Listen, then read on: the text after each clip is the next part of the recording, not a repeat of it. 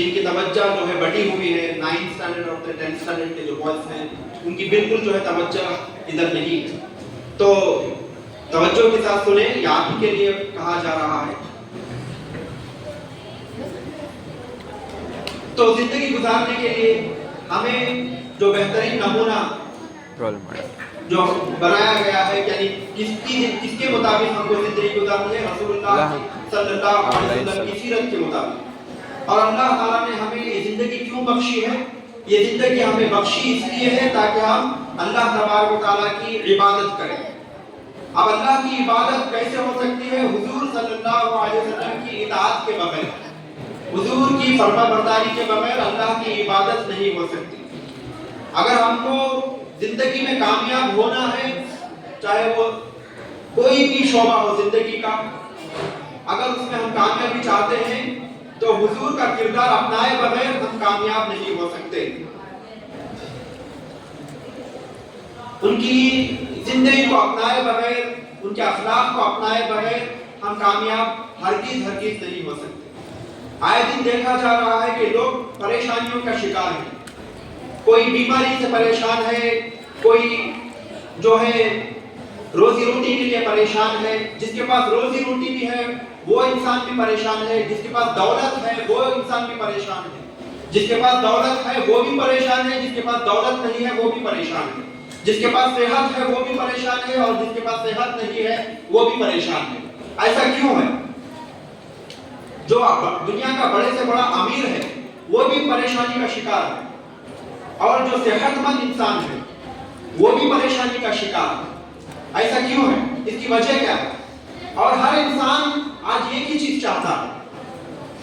ہر انسان ایک ہی چیز چاہتا ہے. وہ کیا ہے؟ سکون، اطمینان، دل کا سکون، دل کا قرار چاہتا ہے، ذہن کو سکون چاہتا ہے. تو وہ سکون اسے نہیں مل رہا. ایسا کیوں ہو رہا ہے کہ سکون ہماری زندگیوں سے چلا گیا ہے؟ ہمارے دل بے قرار ہے، ہمارا ذہن جو ہے سکون میں نہیں ہے، اطمینان میں نہیں ہے، پرسکون نہیں ہے. ایسا کیوں؟ اس کی وجہ کیا ہے؟ اس کی وجہ یہ ہے کہ ہم سکون کو تلاش کر رہے ہیں دنیا کی چیزوں میں. ہم سکون کو تلاش کر رہے ہیں کہاں پر؟ دنیا کی چیزوں میں ہم سکون کو تلاش کر رہے ہیں.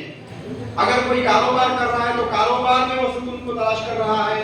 کوئی بیوی بچوں میں سکون کو تلاش کر رہا ہے، کوئی دوستوں میں سکون کو تلاش کر رہا ہے، کوئی جو ہے مال و دولت میں سکون کو تلاش کر رہا ہے. کوئی یہ سوچ رہا ہے کہ مجھے صحت مل جائے گی تو سکون مل جائے گا، اور کوئی یہ سوچ رہا ہے کہ اگر میں اچھی روزی روٹی کما لوں گا تو مجھے سکون حاصل ہو جائے گا.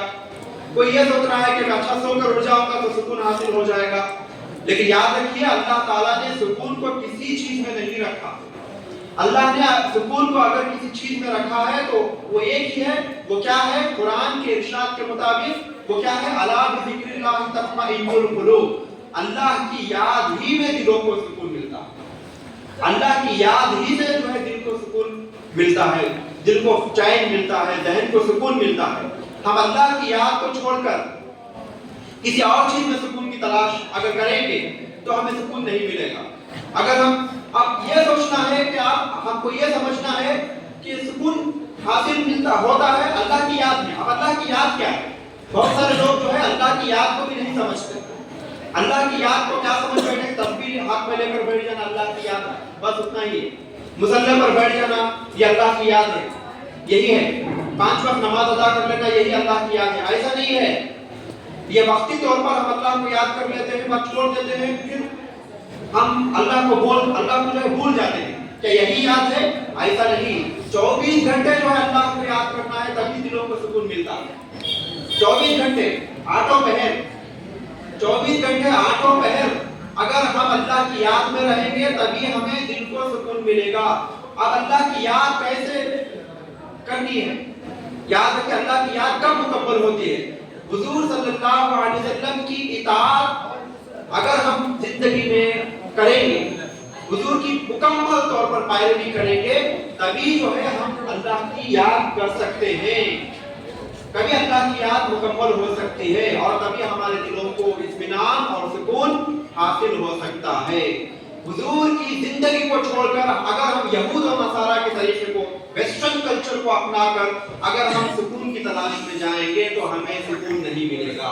اگر ہمارے دلوں کو سکون ملے گا تو صرف ایک ہی چیز میں سکون ملے گا, وہ رسول اللہ صلی اللہ علیہ وسلم کی کامل پیروی, ان کی کامل اتباع میں, ان کی کامل پیروی میں ہی ہمارے دلوں کو سکون ملتا ہے.